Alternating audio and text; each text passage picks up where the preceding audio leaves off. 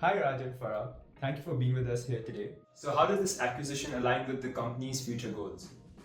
I think with with Smartkarma, we're always looking to bring very, very differentiated, proprietary, and independent insight, as well as data to the ecosystem of investors.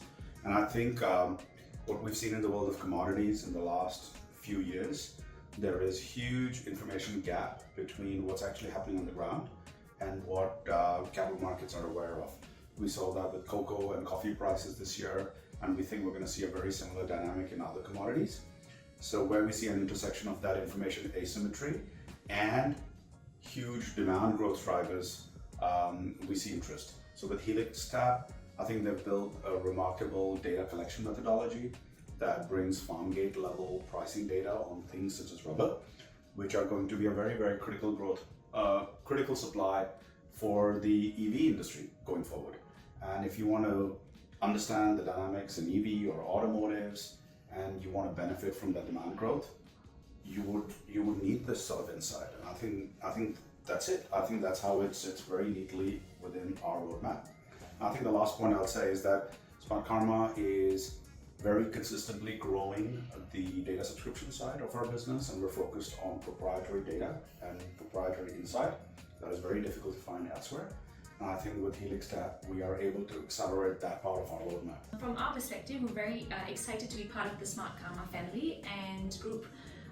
In our opinion, we think that Smartkarma has great vision, great leadership, great track record in both, especially on the tech side of things, and also on the investment, intelligence, and research side of things, and has built up a huge list of top tier clients. And I think from our perspective, we thought that we could leverage our proprietary research and technology and commodities data to augment this together with Smartkarma, and also utilize the distribution network that you've worked hard over the last decade to do.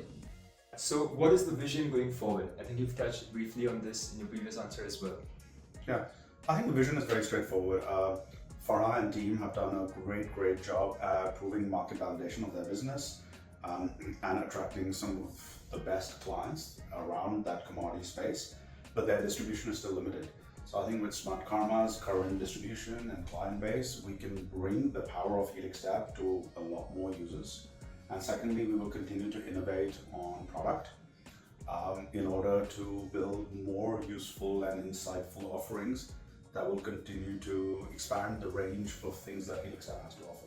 So are there any upcoming innovations and initiatives that clients should be excited about? Look, I think everything. I think there's a lot of low-hanging fruit here for us, We just want to be able to simply describe everything that Helixtap has done to date, and it's a lot. And I think just making more and more clients aware of that is part of the immediate roadmap for what we will do. I think over time we will leverage the unique data collection methodology that Helixtap has built to expand the set of commodities that we cover. I think we will always look for unique Asian angles. So we're going to focus on commodities that are probably extracted or grown within the plus or minus 10 degrees of the equator band, but are part of a global growth story. And I think by bringing unique insight on such commodities, we will have something that is very, very valuable to the investor community.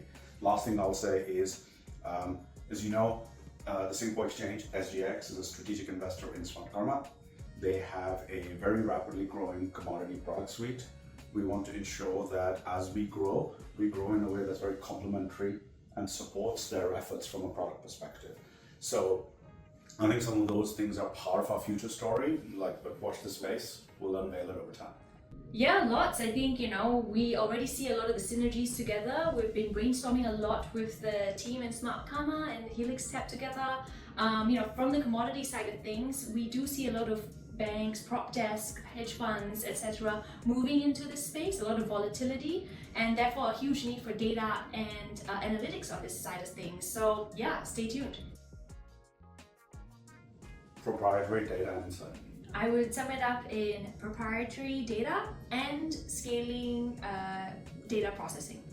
How do global events affect commodity prices? Can you give us an example of a recent event that had a big impact?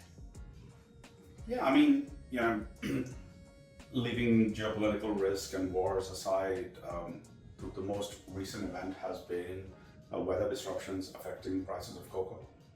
Cocoa was a commodity that was hidden in plain sight that nobody really cared about till this year, and it has sent a lot of consumer staple supply chains such as chocolate manufacturers in disarray.